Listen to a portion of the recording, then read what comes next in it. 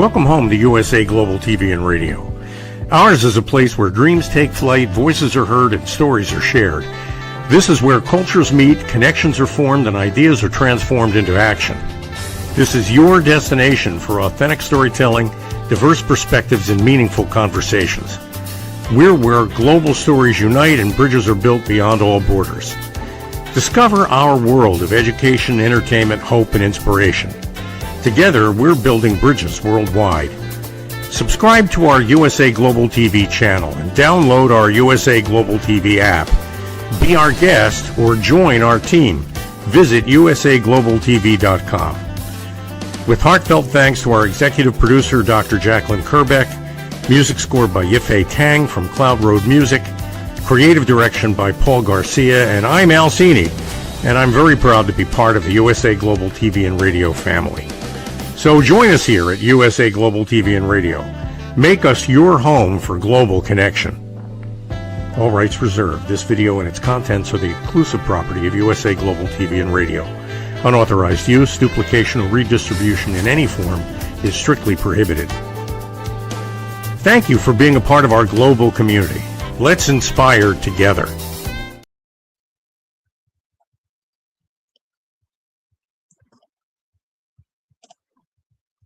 Hey everybody, welcome to Use a Whole Body, Mind, and Soul. This is Justin MIRIGLIANI with you. And this is my first time tonight producing the show, so I'm really excited about this. I get to see all the bells and whistles that are behind the scenes, so it's pretty cool. So we're going to talk about AI now. I'm just trying to get some things situated here. There we go. So AI. I do see a lot of people, especially in on social media, talking about AI and saying that I'm never going to learn it. I don't want to know about it. I have no desire to be a part of it. Forget it. And that's not feasible. It just isn't. It's the equivalent of the people in 1996 who said, I'll never use the internet and I will never get email. That is virtually impossible today. Think about it. How many people don't have email today? And if they don't, how would they stay in contact with most of the world? They would not. How would you be in business without an email address? How would that be possible? It wouldn't be. So how many people, I can remember this too, 96, I was in college. So I had a unique experience in college because the first 2 years, 93, 94 was my freshman year. 94, 95 was my sophomore year. We didn't have the internet at Cabrini. I went to Cabrini College. Back then it was college, then it was university, and now it's bought out by Villanova. But we did not have internet for the first 2 years, my freshman and sophomore year. So I was old school, just like kids in the 80s or early 90s. And then in my junior year, we did have the internet. So I got to see both sides of it. I got to see what life was like in college without the internet, and then to see what life was like in college with the internet, which is pretty unique. Nobody else is going to have, my class is really the last one that would have a half and half. We were the only class in the history of the world to have a half and half like that. And it was really cool. But I do remember people saying that they had no desire to be a part of the internet. They didn't want to do it. They didn't, it's gonna fizzle out. It's not going to be something that is going to be here forever. It's just a phase, or even if it's not going to affect my life. Well, in 2026, here we are 30 years later. I think it's safe to say that the internet has been a humongous part of our lives, whether you wanted it or not. You didn't really have a choice. There was no way to stop it. And if you want to be in business, if you want to run a charity, like I do, whatever it is, you have to be able to be found. And the only way you're going to be found is through the internet. And now we're at AI. And in all honesty, I was afraid of it. Not that it was going to be super dangerous, although it can be, but I wasn't sure, and still am not sure, exactly what it's going to do to people as far as jobs, uh, ability to make money. There are some things that are coming to AI that are not good. There's no doubt about that. I would never say. In fact, they interviewed somebody, I can't remember who it was, but it was somebody who's on the cutting edge of AI. And they asked him, they said, um, what is your fear level with AI?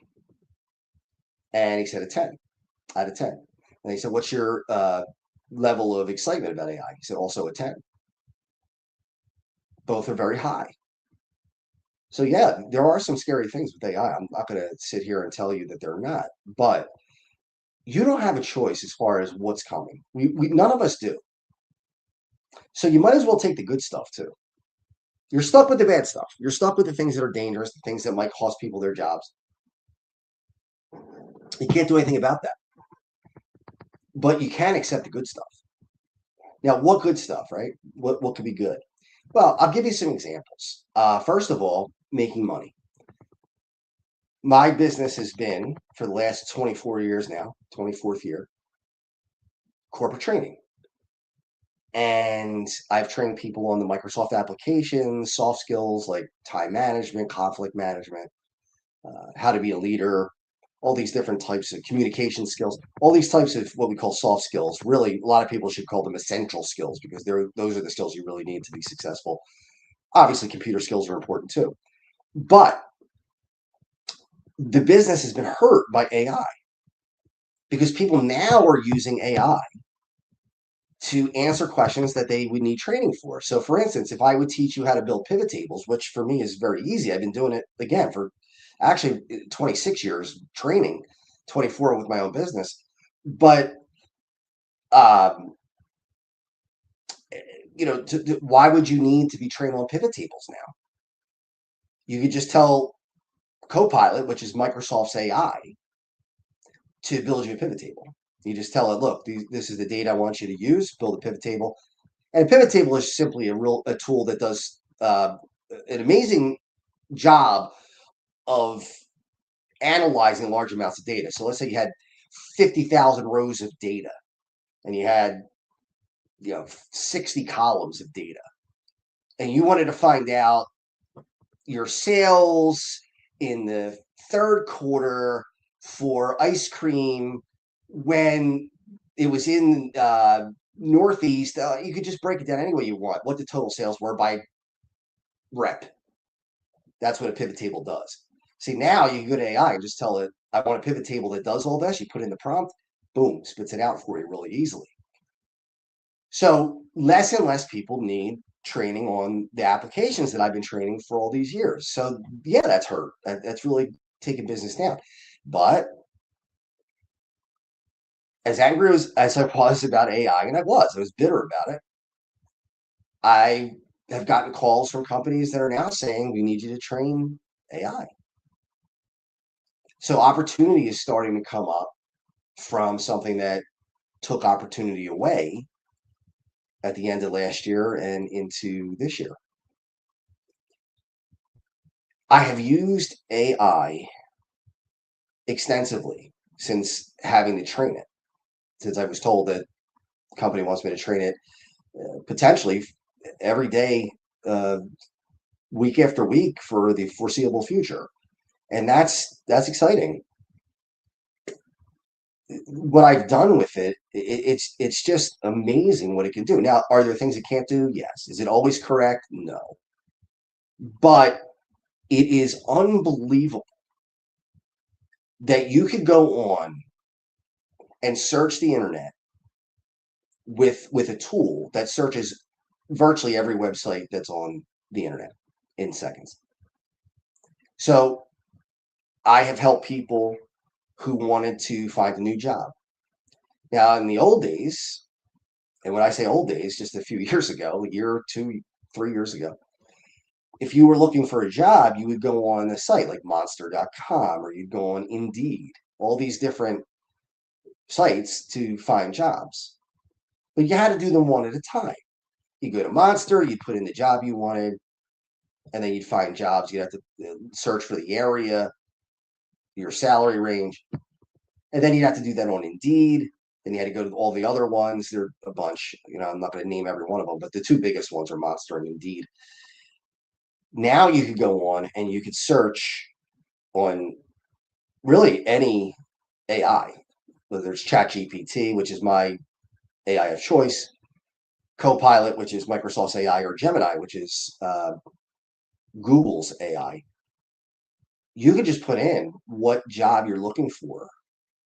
You can upload your resume and tell ChatGPT, I'll use as the example because that's what I used, what the person's looking for as far as job, what is in the area. You can tell what area, Philadelphia and 30-mile radius or whatever you want, what salary range you want, and what matches best to my resume. And in just a few seconds, boom, these job listings come up, one after the other, after the other, after the other.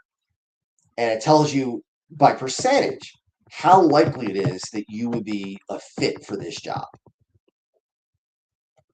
I mean, why would you not want to use that? What would stop anyone from using a tool that does that? And I know that fear is a big part of it. I get it, because I have fear too about what it's going to do in the future. And it's just going to get bigger. It's not a matter of when, if, it is when. And the when is not really that far off. We're looking at probably 3 to 5 years before every one of us has a robot in the home. I know that sounds ridiculous. You're going to say, Justin, are you out of your mind? We're going to have robots in our house? Yeah. How many people said that about TV in the 50s? We're not going to have a TV in our house. We go to the movies. We listen to the radio. We're not going to need TV. Could you imagine being in a household that doesn't have TV right now? Virtually everybody has TV. Not everybody. There are some people who hold out, and that's fine. But most of us have a television, if not multiple televisions. So AI is really the same thing. It's something that is going to be a part of your life, just like the internet became part of your life. For good or for bad. Again, you're stuck with the bad stuff. I'm not denying that there are dangerous things with AI and things that are going to be painful, like people being replaced by AI in certain jobs. So what do? Do you just bury your head and say, forget it? AI is going to take over the world. I'm out. I'm done. I'm not going to get a job. I'm not going to work. I'm not going to even try. I mean, if you do that, then yeah, you are going to be left behind. There's no doubt about it. You will not survive that. So either you embrace it and move forward with it, or you don't and get left behind. I'm choosing to go forward with it. The fact that I have opportunities to train this is exciting because it means my business will pick up again. If I don't do it, then my business is going to be gone. I'm just going to have to end it and just get a job somewhere as a full-time employee, which is fine. I'm not saying there's anything wrong with that. And if I have to do that, I will. But certainly when you build a business from the bottom up for 24 years, it's kind of tough to see it go away. So I would like it to revive if I can. And the only way it's going to happen is with training AI. There's no other way. I can't say, well, you know what, I have all the Excel classes. Now, look, I don't think it's a good idea to abandon Excel and PowerPoint and all these things and learn how to do things. Because I'll give you an example.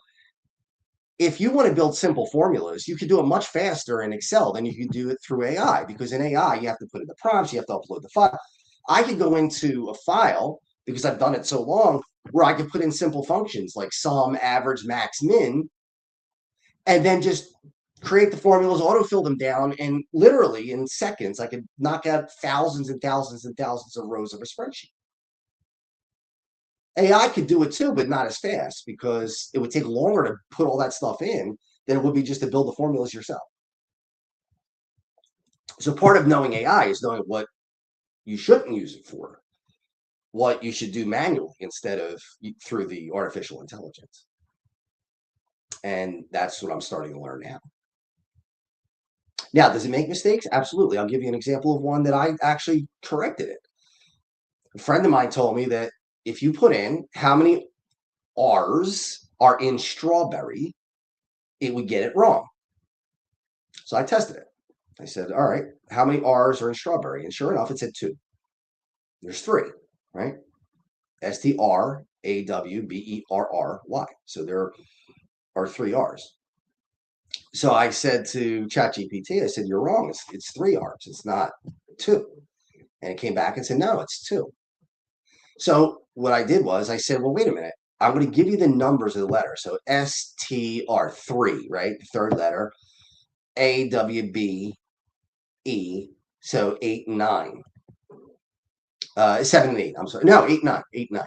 So 3, 8, 9 are the letter R's in strawberry. And I told it that. Look at the third letter, the 8th letter, the 9th letter, and you will see that there are 3 R's. And it said, you are right.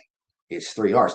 Now, if any of you go into ChatGPT and you ask it how many R's are in strawberry, it will tell you 3. And it will break it down for you exactly how I explained it to ChatGPT. So you're actually, when you're using it, if you're correcting it, you are making it better for everybody else because it learns. Now, that also can be a drawback because some people put in information that is incorrect and they can make ChatGPT or any other AI make mistakes. Now, ChatGPT, I didn't know this until recently. It is the basis for all of the other AIs that I'm using. Gemini uses ChatGPT. Copilot uses ChatGPT. So theoretically, no matter what you're on, whether it's Copilot, Gemini, or ChatGPT, you are using ChatGPT. Do you want to spend money unnecessarily? I would think most people would say no. Makes sense, right? Why would we spend money that we don't need to spend? Doesn't make sense. So why are people avoiding artificial intelligence to do simple things like create a briefing for you for a court case? I met a friend of mine tonight before the show, and we went over a court case that he's looking to. There was a vendor that's not paying him for work done, several $1,000s worth of business that he provided that they're not paying for. So he said, well, no lawyer wants to take this because it's not enough money. So the lawyers are saying, I'm not going to take this. It's not enough. So what is he going to do? Well, we went on to AI and he said, well, can AI help? And I said, absolutely. And we put in the contract that he had, just uploaded the contract. And I asked ChatGPT, I said, look at this contract and tell me if I haven't been paid. I said as if it were my business. If I haven't been paid since May and it was net 30 and I've completed the work, how likely am I to win a case and not have to go to court? I put it in. It told me 85 to 95% based on the contract, based on the fact that the contract wasn't paid in net 30 and well over that into May. And it said exactly the breakdown of how to create the briefing to give to the judge so that A, you can get your money, he can get his money back, and B, have it settle out of court. The best way to settle it out of court, which obviously is the cheaper way to go, is if you go to court, you're going to pay court costs and you're going to be in court for a while. So you lose work, billable hours to fighting your case in court. Now, in this case, he couldn't even find the lawyer to take it. But even if he could, why would you spend? So let's say it's $20,000 that he's going to get back if he wins the case, which he will. He'll win the case. It's pretty open and shut. Well, he can go to a lawyer and spend $10,000, and when he's done, he's got $10,000 himself, and the lawyer's got $10,000. Or he could just do it on ChatGPT for a simple case like this and save himself 10 grand. That's the better way to go. I'm not telling you that if you are convicted of murder or if you're in serious legal trouble, whether it's a divorce or criminal law, whatever it is, I'm not saying that you can replace lawyers in that case. But in instances where it's something simple, yeah, I mean, ChatGPT could save you time, could save you money. No doubt about it. My case with the resumes, when I was going on to look for full-time positions and see what was out there, I actually had to rewrite my resume several times. I had to go in and for whatever job that I was looking for, I said, look at the job um, placement, um, job description. Couldn't think of the word. Job description. I said, all right, for this job description, how likely am I to get this job? And also, can you rewrite my resume to match the job description more closely? And it did. And I said, could you make my LinkedIn profile match what I'm looking for in a position? And it did. It created my LinkedIn profile. You wouldn't know that unless I just told you, which I did. Is it cheating? No, it's using a tool to make it easier. And what I didn't expect from AI is it's made me think more before I write. And it's made me a better writer because it forced me to think more about what I write. See, I'm more of an emotional writer. I tend to be driven by emotion, anger, sadness, whatever it is. If I post on social media, a lot of times it is driven by emotion. And I'm learning through AI that I don't always have to be driven by emotion. That it's okay to be more logical and to step back. And you get the same message across, maybe even better, by being more controlled and being less snapped, where you're using anger or getting preachy, doing things that saying things that maybe people will not listen to because they feel that it's condescending. Again, is that cheating? No, it's making me a better writer. So that now when I write something, I think about it. Do I ever plug it into AI before I send it? Absolutely. Do you spell check your files before you send them out? I would think so. Most of us would do that. All of us should do that. You don't want to send something out with spelling errors in it. So the bottom line is, what are you going to do? Are you going to just hate it and try to hope it goes away? Or are you going to, I'm not going to say embrace it, but are you going to accept that it's a part of your life?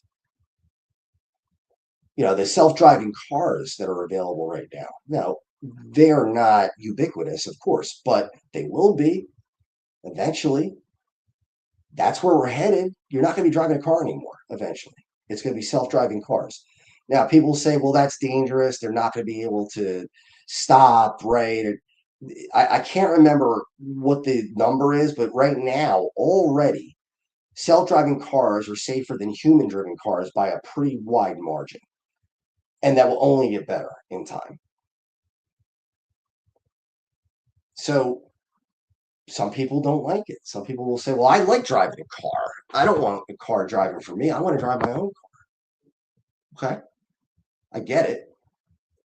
But if it's safer, less deaths in car accidents, less injuries in car accidents, you still get to where you're going in the same amount of time that you did when you were driving. Do you just say, forget it? I don't want to do that because that's weird and that's new. We don't know that life yet. So it's got to be strange. Yeah, in the beginning it will be strange, sure.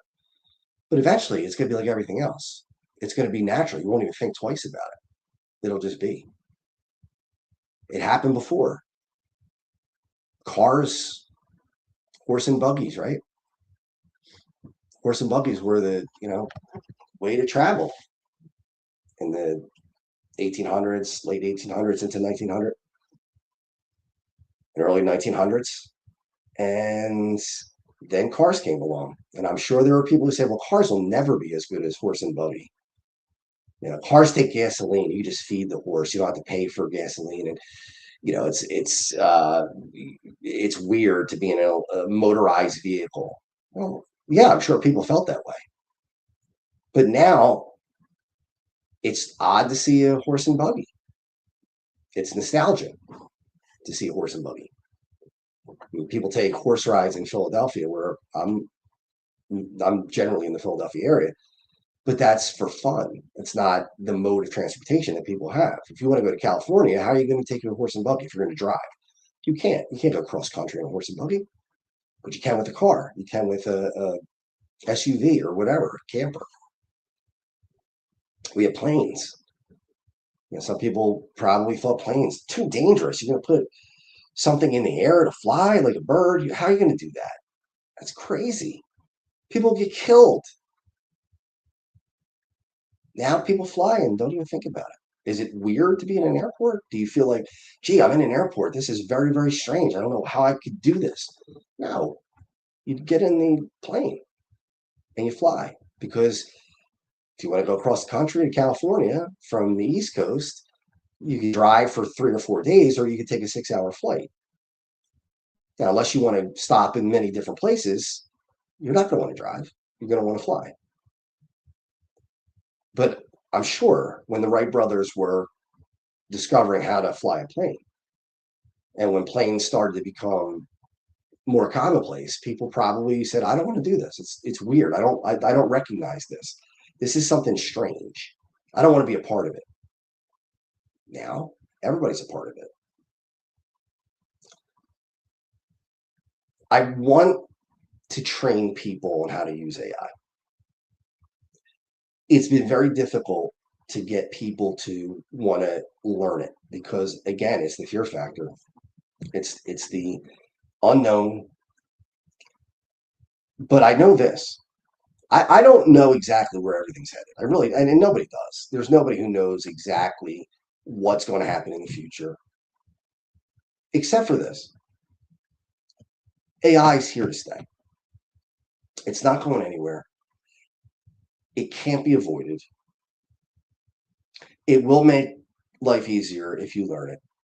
And if you don't, you're not going to be able to go forward. You're going to be left behind. People will lose jobs to AI only if they don't embrace AI, because the people who master AI will be the ones who get hired and kept. The people who want to fight against it, it's like swimming upstream. You're not going to fight it. You can't. You got to let, if you're in the ocean and you're in an undertow, you don't swim against it. You just ride it out until it breaks, and then you swim in, because you're not going to beat it. That water's too strong. You can't outswim it. And it's the same thing here. You can't fight this. You just can't. I didn't want to accept that for a long time myself, being in the industry. I fought it myself. I thought, you know what? I want to bury my head, and I don't want to do this. I'm afraid of it. I'm afraid of what it might do. I'm angry that it took some of my training away and hurt my business. And then I said to myself, what are you doing? What are you doing? You can't avoid it. You gotta learn it. And not only do you have to learn it, but you have to train it if you want to stay in this industry. If not, you're done. Just the way it is. Now, what else can it do? It could create podcasts. You might say, that's crazy. How does it do that? You could upload a book into, I think it's Gemini that does this. I don't think it's any of the other ones yet. But you'd upload a book into Gemini, and you could actually ask it to create a conversation between two people.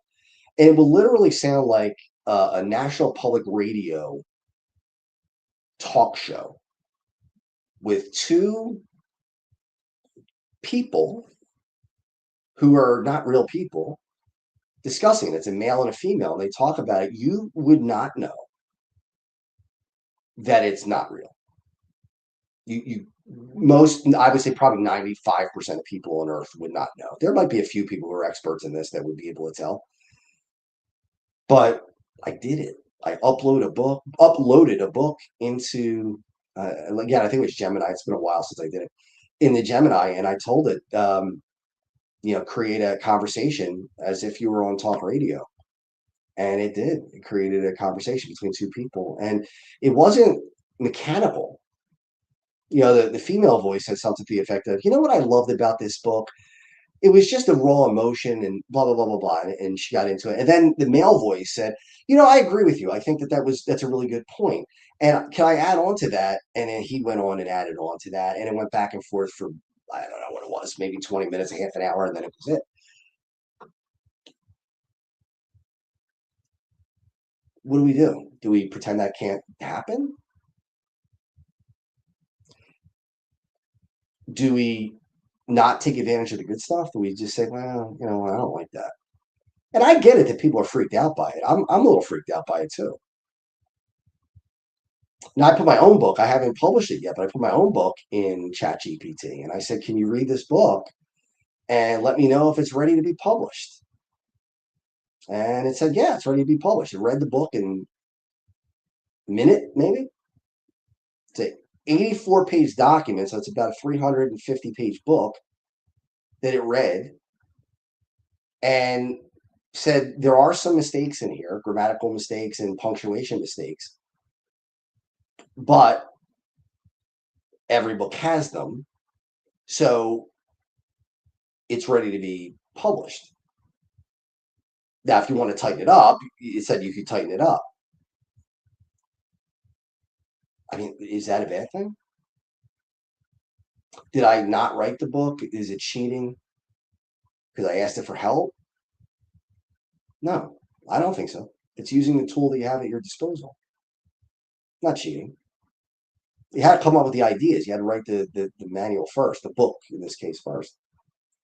Now, the drawback, there was a song that hit the top of the country charts, I believe it was country, that was purely written by AI. Now I got a problem with it. That part I have a problem with. To have a work done, whether it's a song, a movie, whatever, that was not created by a person, but rather by artificial intelligence, that's where I start to have a problem with things.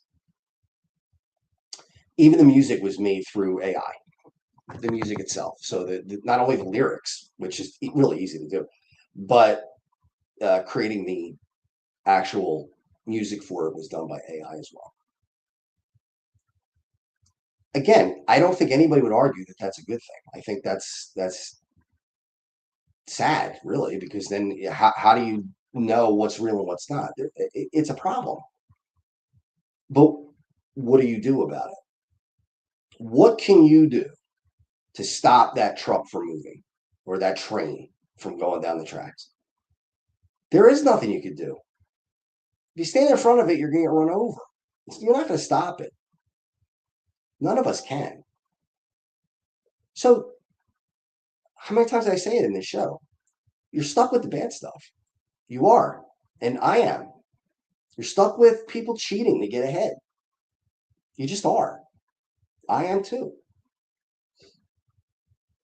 You know, it takes talent, or it took talent to write a song. It still does, but now AI can do it almost as well, if not better, than humans. You know, writing a screenplay. I wrote a screenplay, and I put it into AI, and it told me things that needed to be fixed. That to me is good. That's not cheating. That's getting somebody to edit it, in this case, artificial intelligence to edit. Now, here's the difference. If I just said, I want you to write me a screenplay about this, this, this, and this, and then it creates a whole screenplay from scratch, yeah, that's cheating. Yeah. But using it as a tool isn't cheating. You know, if you can't, I'll give you an example with Excel. Most people don't know how to create advanced formulas like V lookups, H lookups, X lookups, things like that. And some of you are saying, what in the world is he talking about? What are lookup functions? And I'm not going to get into explaining that, but what you can do now is you literally can go into Copilot within Microsoft Excel and tell it, look at this file and create the formulas. You don't even have to know what formulas. You just say, look at the data and create formulas that will work in this file. And it will build the formulas for you. Now, it's not always going to be perfect. Sometimes you might have to fix it up a little bit. You might have to make some changes. And two people might not get the same answer. Again, a lot of people don't know that with AI. And I understand why. It's fairly new for most of us. It's been around since 2012. So a lot of people think this is a new phenomenon. It's not. It's not. It's been around since 2012. It's just now, over the last 2 or 3 years, that it's grown exponentially. And that's going to continue. It's not something that's going to change. My hope is that people learn to accept it. I'm seeing a lot of, I used to call it in my, when I was, and I still do train Excel, but I call, so I came up with the term Excel resistance. And Excel resistance is when people work at a company and refuse to learn how to use Excel, where everybody else is using Excel. And they just won't do it. They won't learn it. I don't want to learn it. I have no interest, none. How long can you do that in corporate America or in any corporation around the world and survive? I don't know how you can do it because virtually everybody around the globe uses Excel. And if you don't, you're not going to last long. And I have people taking Excel level 1 still. And they say, I don't want to do this. I get it.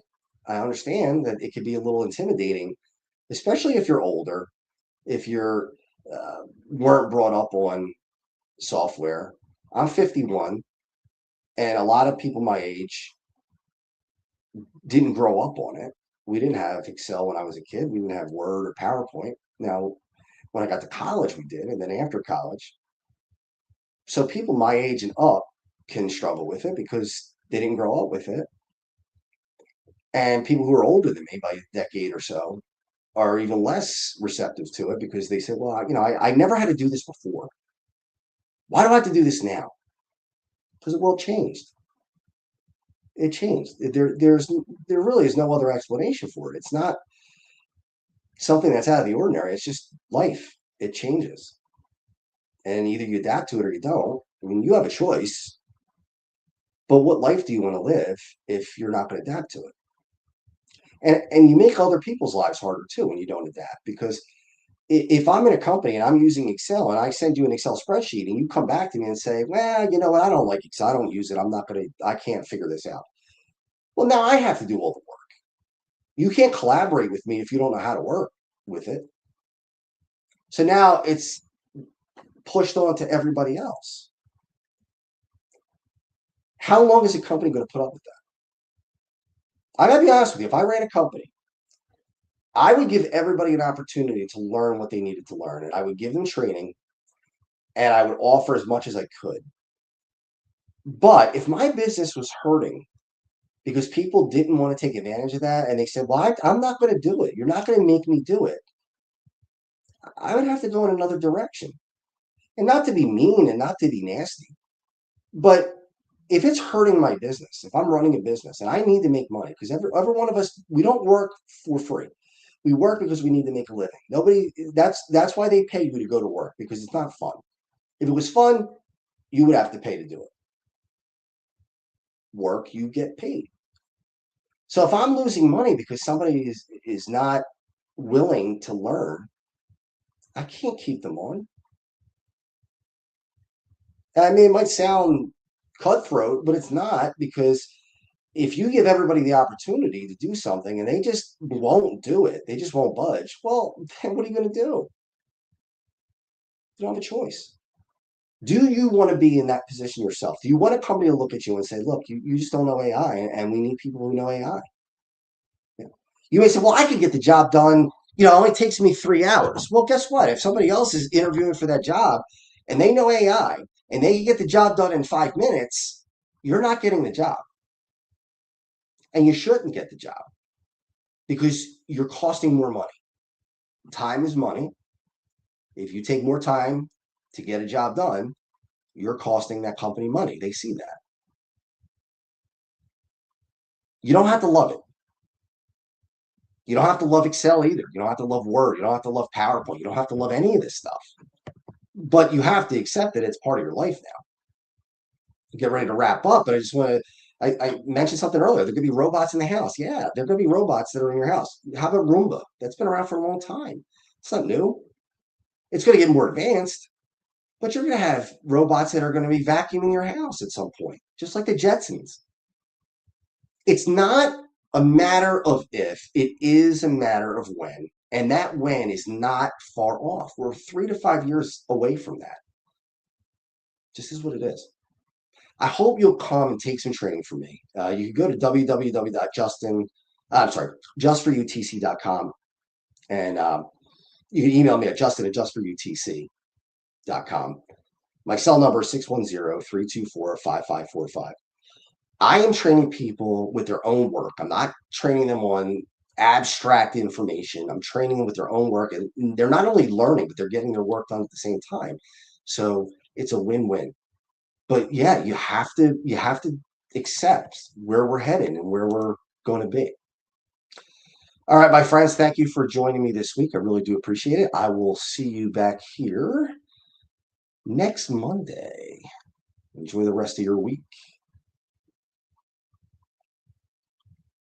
USA Global TV and Radio proudly presents Tracy Cram Perkins, a dementia caregiving survivor teaching how to balance care with peace of mind.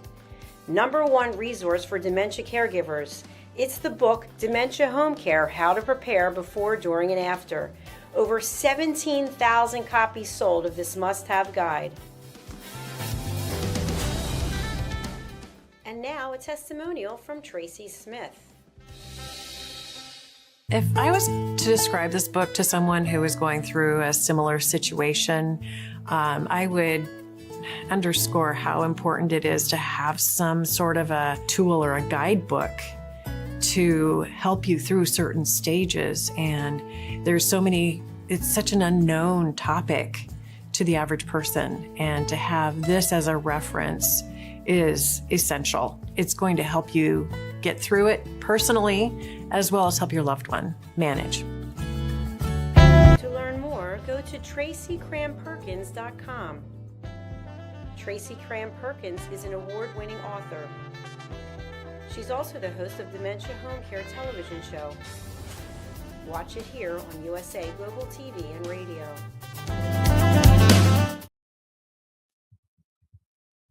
Thank you, viewers and listeners of USA Global TV and Radio, for joining us today. We're honoured to have your time and attention as part of our global community. At USA Global TV and Radio, we believe in the power of authentic conversations, meaningful connections, and creating a world of possibilities together. Want to be part of something bigger? Join our team of elevated listeners at usaglobaltv.com, a space where your voice matters and your ability to listen transforms relationships. Stay connected with us across all our platforms for thought-provoking discussions, expert insights, and empowering stories. Subscribe to our channels at youtube.com/c/usaglobaltv. Follow us on social media and explore the endless opportunities we're creating for growth, learning, and inspiration. Together, we're not just broadcasting, we're building bridges and changing lives one conversation at a time. For inquiries, contact us at info@usaglobaltv.com. Produced by Executive Producer and Director Dr. Jacqueline Kerbeck. Voiceover by Mike Porter. Creative direction by Paul Garcia. All rights reserved. Visit usaglobaltv.com to view our full terms and conditions.